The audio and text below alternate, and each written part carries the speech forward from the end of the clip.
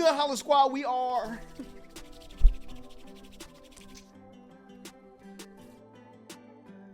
the little squad on the YouTube platform. Today we're back with another reaction, and we got the angry Beaver. Okay, not the angry Beavers. We got America's Airborne Beavers. Operation Beaver Drop. Now, if they send in freaking beavers to chew up dams, let water through flood enemy lines, I don't know what's going on. It's false. No way. Not this time. What was the one with the horse that was toting around freaking cannons for the military? I'm good, bruh. But listen, before we hop into this, make sure y'all like, comment, subscribe, all that great stuff. And it says this actually happened, so we're about to tune in. Let's get it. This is easily one of my favorite stories of all time, and it is the epitome of it's not stupid if it works. Today we're talking about Operation Beaver Drop, that time that a bunch of World War II veterans that worked for the Idaho Fish and Game Department got assigned the task of relocating a bunch of beavers to a different habitat, and they decided that the cheapest, safest, most cost-effective way to go about that was to strap them to parachutes and throw them out of a plane. And we're gonna get into it right after this ad, because I got bills. This video is brought to you by Conflict of Nations, a free online... Nah. Any game called World War III, scrap it. Goodbye, you're done, all right? Look, if the game lit, might play it. PvP military strategy game. It is based Con News? Is that supposed to be CNN? World War III type scenario where you get to pick your own country, or you can pick a state inside of the United States, because that's really the only way to make it fair for everybody else. Otherwise, America would be the instant win. Personally, I always start out as playing Iowa for obvious reasons, and my first order of business every single time is attacking Minnesota and turning them from Minnesota into Upper Iowa. They can't win a Super Bowl, and they're not going to win this battle. It's an easy W. Nah, that's you don't crazy. have to attack. Remember, if I was a Vikings fan, I would take that personally. And I was like, this is a strategy game. You can be diplomatic and form an alliance with another nation and work together. I mean, you could. I'm not gonna. I'm gonna build up my army with tanks, jets, and nuclear submarines and turn my attention to Wisconsin. Okay, I'm gonna be honest with you guys. The nuclear submarines are not super helpful in Midwestern warfare, but that's the type of flexibility that Conflict of Nations allows. I've already taken over Minnesota, the land of 10,000 lakes. I'm gonna put a nuclear submarine in every one of those lakes. Anyways, if you want to give it a try, it's available on both PC and mobile, and if you use my link and discount code down below, you're gonna get 13,000 free gold and a free 1-month membership. Let's get back to the video. now we might have to tap in, bro. We might have to tap that in the game we seen for Tier Zoo.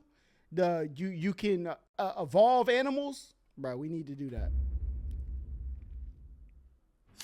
All right, let's just take this from the top. Beavers, okay, one of my favorite animals. Why? Because I believe it is the animal that is most similar to humans. And I know what you're gonna say. You're gonna say, what about monkeys? What about apes? What about chimpanzees? They've all got thumbs and they poke shit with sticks and they eat bananas just like people do. That's fine. I understand that they're very similar to people, but beavers are the most similar to humans in spirit. We are the only animals on the planet with the audacity to walk into a new ecosystem and be like, wow, this is ours.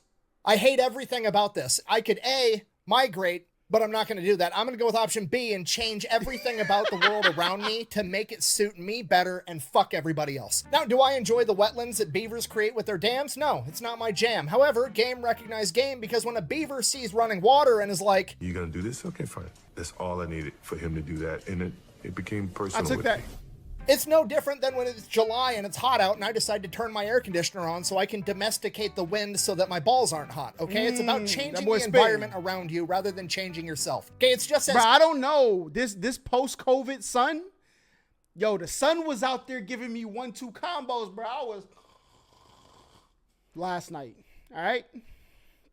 Turn that AC on. Species-wide main character energy of, I don't need to evolve anymore. I'm perfect how I am. I'm going to evolve the world around me to some shit that I like more. So while I have a great childish respect for beavers, unfortunately for the beavers, between the 15, 16, 17, 1800s, their furs made dope-ass hats and they were really popular all across Europe. And the beavers were almost hunted to extinction for their pelts. Okay, and as I'm sure you can imagine, no beavers means no beaver dams means no wetlands, and no wetlands messes up the entire ecosystem. Okay, we can't have it. We gotta quit killing all the beavers. So the early 1900s, people realized this. They put protections on the beavers and we quit trying to hunt them to extinction and actually try to help encourage their population to build back up. Okay. Fast forward like 50 years, 1945, 1946, right around then, All the young men that went off and fought World War II are coming back home. They got a bunch of money from fighting that war. They want to get a wife, build a house, have some kids, do people things. So they start expanding. And one of the places this happens in is a town called McCall, Idaho. And they start expanding and the town gets bigger and bigger. And eventually it displaces a bunch of beavers that have been out in the woods doing beaver things for hundreds of years. And these new beavers get displaced and they go out and they start fucking up a bunch of farmers' fields and irrigation systems. And it gets to the point that the people in the town are just going to start shooting these beavers because they're messing everything up. At this point, the Idaho Fish and Game Department, presumably also full of World War I and World War II veterans, steps in and they're like, no, we're not gonna kill these beavers. These guys are awesome. They do a lot for the environment. We're gonna take them. We'll move them somewhere else where they can thrive. We're not killing beavers. We're just relocating them. So here's the plan. They're gonna capture the beavers alive. They're gonna drive them as far as they can on roads, and then they're gonna pack them in on horses and mules, miles and miles into the wilderness where they're not gonna be near any humans ever. And this is a complete disaster pretty much from the start. They capture the beavers alive, stick them in a cage, throw them on a truck, try to drive them hours and hours into the wilderness. This is really hard on them because beavers, they're a lot like me. I like to sit in my house in the air conditioning. They like to sit in their dams in the nice, damp, wet environment to keep cool. Beavers can't keep cool on the back of an unair conditioned truck in the mid 1940s. A lot of them are getting heat stroke, they're passing out, they're dying, they quit eating, or they get super agitated and they're very combative the entire time because they're hot. Then even if the beavers do survive the truck ride, they're all pissed off and angry and now they're getting strapped to a horse or a mule and that pisses off the horse because he's got a bunch of angry beavers all over him and now the horse is pissed off and the whole thing just, it doesn't work. So now the Fish and Game Department is like, well, what are we gonna do? We gotta save all these beavers. We wanna get them up in the mountains so they can build their wetlands. It's gonna help protect the town from flash flooding. It's gonna prevent erosion. It's gonna be great for the environment. We gotta save these guys. And one guy at the Fish and Game Department presumably is like, I mean, I got an idea. Hear me out.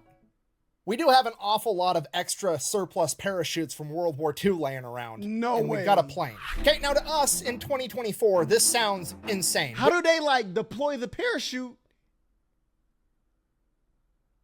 Unless they just throw it out the plane with the hold on. You gotta remember, this is 1948, okay? There's no OSHA. There's no, like, rules and regulations. No PETA. It's in Idaho, which is basically the middle of nowhere at this point. Nobody's telling these guys what to do. A bunch of World War I, World War II veterans are like, huh, it's actually a pretty good idea, Jimmy. You know, it did work at Normandy, and the beavers aren't even gonna have Germans shooting at them, so, I mean, pretty high likelihood they'll be fine. Let's try it.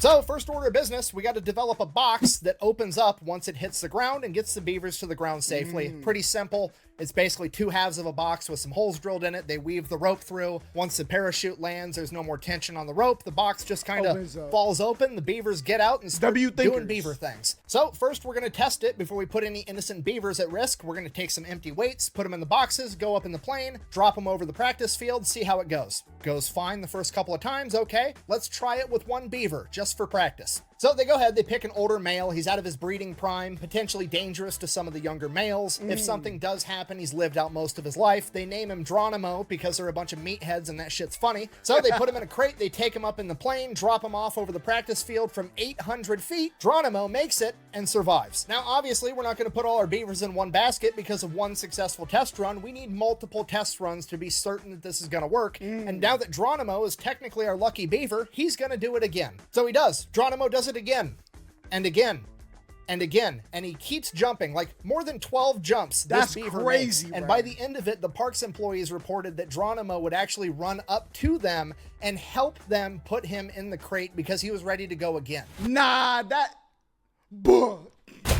This is animal abuse. And what if one of those boxes didn't open? Hold up, so humans decide to do it themselves, so it can't be called abuse, so I don't... The parachute landed. Okay, first of all, no it isn't. I've already went over the options. A, they could stay where they were at, being displaced, and end up getting shot by farmers for messing up their crops. B, they could spend days in transit on the truck and on a pack mule suffering and potentially dying. Or C, we could throw them in an airplane, fly them there in 15 minutes, and then throw them out the side. They can get their jump wings while they're doing their Band of Beavers reenactment, okay? It's literally the best option. Okay, secondly, why are you worried about the box not opening? Like, did you think about this at all? It's a pine box, and that's a beaver. He can chew through. Hey, that boy's spitting. He's spitting. Okay, literally the only animal in the animal kingdom known for cutting down trees with its fucking face. I have the utmost confidence that if one of those boxes malfunctions, The beaver is going to figure it out. All right, so now they have their beaver delivery method. They develop a plan. They pick out a bunch of different locations all over this wooded area where they're going to be able to drop these beavers off in groups of like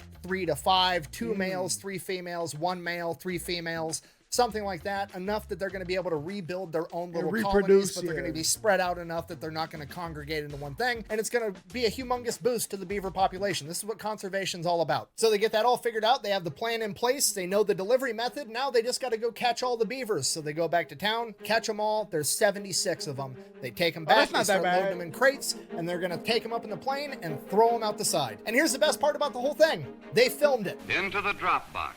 Nearly ready for that flight back into the mountain. And this is where you can really start to see that this is a different time. I mean, look at this absolute Chad just palming the freaking beaver with his bare hands. Manhandling this beaver into that crate with no safety equipment, no gloves, no eye pro, nothing. If this were modern day, that guy would have leather protective gloves up to his elbow. He'd have safety glasses with a hard hat, with a face shield, with a leather apron. He'd have 2 dudes holding his hand. He would have had to get 3 shots before he went out there, 2 vaccinations on his way back. It was crazy. While he did it just to make the safety guy happy. No, this is just some angry war veteran throwing a beaver into a box like it's another 8-hour workday. It's fantastic. That's it. They get the beavers loaded up on the plane takes off, they drop all the beavers in their designated drop zones. 75 out of the 76 survived. Okay. I don't know how they know this. I'm assuming they had people on the ground at the different drop locations to make sure the boxes opened or that the beavers made it or whatever. But apparently the one beaver that didn't make it was Geronimo.